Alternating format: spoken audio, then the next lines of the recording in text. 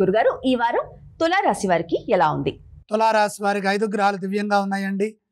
ద్వితీయంలో బుధ శుక్రుడు, 9లో గురువు, 6లో శని, 11లో కేతువు. వ్యాపారంలో శ్రేష్టమైన ఫలితాలు సాధిస్తారు. నూతన ప్రయత్నాలు సఫలీకృతమవుతాయి. సృజనాత్మక ధోరణితో ముందుకు సాగండి.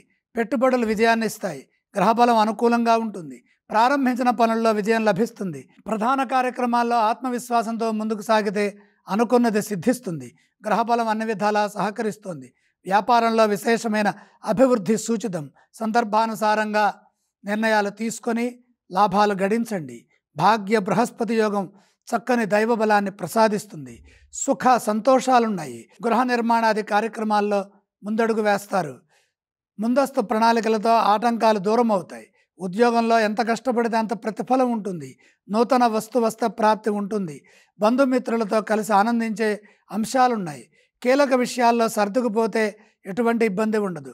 వారాంతంలో ఒక వార్త ఆనందాన్ని ఇస్తుంది. తులారాశి వారు ఏ స్తోత్రాలను పఠించాలి? తులారాశి వారు సూర్య ధ్యానం చేయటం మంచిది. తులారాశి వారు ఏ ఆలయాన్ని సందర్శిస్తే వారికి బాగుంటుంది గురుగారు?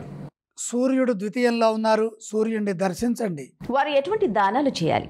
సూర్యప్రీతిగా గోధుమలు దానం చేయండి.